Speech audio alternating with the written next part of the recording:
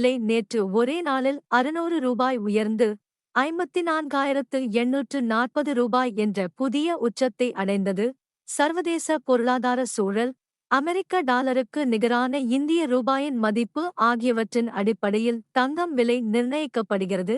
கடந்த ஆண்டு கடுமையாக குறைந்த தங்கம் விலை 2023 அக்டோபர் 4ஆம் தேதி பவுன் 42,280 ரூபாய் என்ற அளவில் விற்பனையானது. இதன் பிறகு இஸ்ரேல் பாலஸ்தீன போர் எதிரொலியாக அதிகரித்த தங்கம் விலை தொடர்ச்சியாக உயர்ந்து கடந்த டிசம்பர் 4ஆம் தேதி பவுன் 47,800 ரூபாய் எனும் புதிய உச்சத்தை அடைந்தது. கடந்த மாதம் தங்கம் விலை கிடுகிடுவென உயரத் தொடங்கியது. அதன்படி மார்ச் 28ஆம் தேதி ஒரு பவுன் 50,000 ரூபாய் என்ற வரலாறு காணாத உயர்வை எட்டியது. அப்போதிருந்து தங்கம் விலை ஏறுமுகத்திலேயே உள்ளது. குறிப்பாக கடந்த ஏப்ரல் 7ஆம் தேதி தொடக்கம் 12ஆம் தேதி வரையிலான 5 நாட்களுமே தங்கம் விலை தொடர்ச்சியாக புதிய உச்சத்தை அடைந்தது. வழக்கமாக சனிக்கிழமை நிர்ணயிக்கப்படும் விலையே ஞாயிறும் தொடரும். வெகு மாதங்களுக்கு பிறகு ஞாயிற்றுக்கிழமை தங்கம் விலை உயர்ந்துள்ளது. ப்ளூ ஆரிஜின் எனும் விண்வெளி நிறுவனம் நியூ ஷெப்பர்டு 25 NS-25 என்ற திட்டத்தின் கீழ் 6 பேரை விண்வெளிக்கு சுற்றுலா அனுப்புகிறது. இந்த சுற்றுலா பயணிகளில் ஆந்திர இளைஞர் கோபிசந்தும் இடம்பெற்றுள்ளார். விஜயவாடாவில் பிறந்து வளர்ந்த கோபிசந்த் தற்போது அமெரிக்காவில் விமானியாக பணியாற்றி வருகிறார். மேலும் இவர் அட்லாண்டாவில் உள்ள பிரசர் லைஃப் கார்ப் என்ற நிறுவனத்தின் இணை நிறுவனர் ஆவார். கோபிசந்த் அமெரிக்காவில் எம்பிரிடில் உள்ள ஏரோநாட்டிகல் பல்கலைக்கழகத்தில் பைலட் படிப்பு படித்தார். இவர் விமானங்கள், ஜெட் விமானங்கள் மட்டுமின்றி கடல் விமானங்கள், கிளைடர்கள் போன்றவற்றையும் இயக்கும் திறன் படைத்தவர் ஆவார். இந்திய விமானப்படை விமானியான ராகேஷ் சர்மா 1984இல் விண்வெளிக்கு பயணம் செய்த முதல் இந்தியர் என்ற பெருமையை பெற்றார்.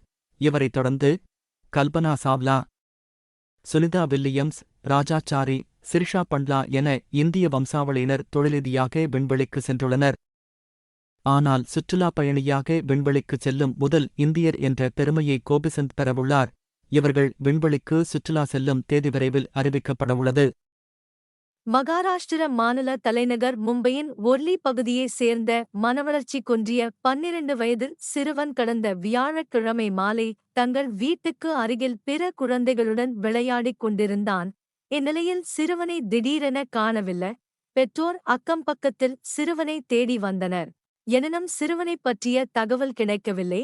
இந்நிலையில் மும்பை கொலாபாவில் ரீகல் சினிமா சந்திப்பு அருகில் மனவளர்ச்சி குன்றிய சிறுவன் தனியே திரிவதாக போலீசாருக்கு தகவல் கிடைத்தது. இதையடுத்து போலீசார் அங்கு சென்று சிறுவனை மீட்டனர். இந்நிலையில் சிறுவன் அணிந்திருந்த $100 QR கோடு பொறிக்கப்பட்டிருப்பதை அதிகாரி ஒருவர் பார்த்துள்ளார். அதனை அவர் தனது செல்போன் மூலம் ஸ்கேன் செய்ததில் பெற்றோரின் தொலைபேசி எண்கள் கிடைத்தன. இதையடுத்து பெற்றோரை தொடர்பு கொண்ட போலீசார் விவரங்களை சரிபார்த்த பிறகு அவர்களிடம் சிறுவனை ஒப்படைத்தனர். மனவளர்ச்சி குன்றிய சிறுவன் காணாமல் போன பிறகு 6 மணி நேரத்துக்குள் மீண்டும் பெற்றோருடன் சேர்த்து வைக்கப்பட்டுள்ளான். தொழில்நுட்ப வளர்ச்சியே இதனை சாத்தியமாக்கியது குறிப்பிடத்தக்கது. கும்பகோணம் முருகனின் 6 படை வீடுகளில் 4வது படைவீடான சுவாமிமலை சுவாமிநாத சுவாமி கோவிலில் பிரப முதல் அக்ஷய வரையிலான 60 தமிழ் ஆண்டுகளின் பெயர்களில் 60 படிக்கட்டுகள் அமைந்துள்ளன. இந்தக் கோவிலில் ஆண்டுதோறும் தமிழ் புத்தாண்டு தினத்தன்று 60 படிகளுக்கு படிபூஜை நடைபெறுவது வழக்கம். அதன்படி தமிழ் புத்தாண்டு தினமான நேற்று 60 படிகளுக்கும் பூஜைகள் நடைபெற்றன. இதில் நிகழ் தமிழ் புத்தாண்டான குரோதி ஆண்டுக்கு உரிய படிக்கு சிறப்பு பூஜைகள் நடைபெற்றன. தொடர்ந்து 12 திருமுறைகள் ஊர்வலமாக எடுத்து வரப்பட்டு நிகழாண்டில் மழைவளம் வேண்டியும் வறட்சி நீங்கி தானிய விளைச்சல் பெருகவும் சிறப்பு வழிபாடு நடத்தப்பட்டது. தமிழகத்தின் வங்காள விரிகுடா, மன்னார் வளைகுடா மற்றும் பாக் நீரிணை கடல் பகுதிகளில் ஏப்ரல், மே, ஜூன் மாதங்களை மீன் உள்ளிட்ட கடல்வாழ் உயிரிகளின் இனப்பெருக்க காலமாக மத்திய மீன்வளத்துறை அமைச்சகம் கண்டறிந்தது. மீன்வளத்தை பெருக்கும் நோக்கில் இந்த காலகட்டத்தில் விசைப்படகுகள் மற்றும் இழுவைப் படகுகள் மூலம் மீன்பிடிக்க தடை விதிக்கப்படுகிறது. அதன்படி தமிழகத்தின் இந்த ஆண்டுக்கான 61 நாள் மீன்பிடி தடைக்காலம் ஏப்ரல் 14ஆம் தேதி நள்ளிரவு முதல் அமலுக்கு வந்தது. ஜூன் 14 வரை 61 நாட்களுக்கு இந்த தடை அமலில் இருக்கும். மேலும் இந்த 61 நாட்களில் மீனவர்கள் தங்கள் படகுகளை சீரமைக்கும் பணியை மேற்கொள்வர். மீன்பிடி தடைக்காலம் அமலுக்கு வந்தவுடன் தமிழகத்தில் மீன்களின் விலையும் உயரத் தொடங்கும். அதே நேரம் பாரம்பரிய மீன்பிடி படகுகளான பாய்மரப் படகு, நாட்டுப் படகு மற்றும் கட்டுமரங்கள் வழக்கம் போல கடலுக்குச் செல்லும். இதுவரை தடைக்கால நிவாரணத் தொகை 5,000 ரூபாயாக இருந்தது. இந்த ஆண்டு அது 8,000ஆக உயர்த்தப்பட்டுள்ளது. இந்த நிவாரணத் தொகை தமிழகத்தில் 1.90 லட்சம் மீனவ குடும்பங்களுக்கு வழங்கப்படும். பாகிஸ்தான் கடும் பொருளாதார நெருக்கடியை எதிர்கொண்டு வருகிறது. நடப்பு நிதி ஆண்டில் அங்கு பணவீக்கம் 25% உயரும் என்று கடன் மதிப்பீட்டு நிறுவனம் மெனிலா தெரிவித்துள்ளது. இதனால் ஆசியாவிலேயே அதிக செலவுமிக்க நாடாக பாகிஸ்தான் மாறியுள்ளது. விலைவாசி உயர்வால் அத்தியாவசிய பொருட்கள் வாங்க முடியாமல் அந்நாட்டு மக்கள் தவித்து வருகின்றனர். பாகிஸ்தானின் கடன் சுமை அதிகரித்துள்ள நிலையில் அதன் அந்நிய செலாவணி கையிருப்பு முற்றிலும் குறைந்துள்ளதாக கூறப்படுகிறது. சீன விஞ்ஞானி குய் வாஞ்சாவோ கூறியதாவது, செல்போன் கோபுரங்களுக்கு பதிலாக நேரடியாக செயற்கைக்கோள்கள் வழியாக செல்போன் அழைப்பை மேற்கொள்ளும் தொழில்நுட்பம் உருவாக்கப்பட்டுள்ளது.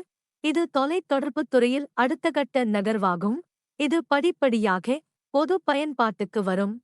இவ்வாறு குய் வாஞ்சாவோ தெரிவித்தார். புயல், பூகம்பம், சுனாமி உள்ளிட்ட இயற்கை பேரிடர்களின் போது செல்போன் கோபுரங்கள் பாதிக்கப்படுவதால் தொலைத்தொடர்பு சேவை துண்டிக்கப்படுகின்றன. இதனால் மீட்புப் பணிகளில் சிரமங்கள் ஏற்படுகின்றன. ஆனால் செயற்கைக்கோள் மூலம் இயற்கை பேரிடர்களின் போதும் அழைப்பை மேற்கொள்ள முடியும். இதற்கான தொழில்நுட்பத்தை சீனா தற்போது உருவாக்கியுள்ளது. கடந்த ஆண்டு சீனாவைச் சேர்ந்த ஹோவாய் நிறுவனம் செயற்கைக்கோள்கள் வழியாக அழைப்பை மேற்கொள்ளும் வசதியைக் கொண்ட மொபைல் போனை அறிமுகப்படுத்தியது.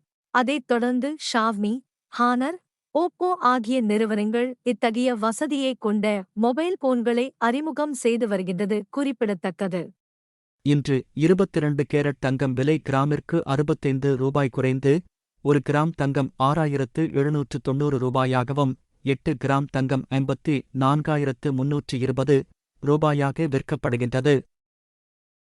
இன்று வெள்ளி விலை கிராமிற்கு 50 பைசா அதிகரித்து 1 கிராம் வெள்ளி 89 ரூபாய் 80 பைசாவாக விற்கப்படுகின்றது.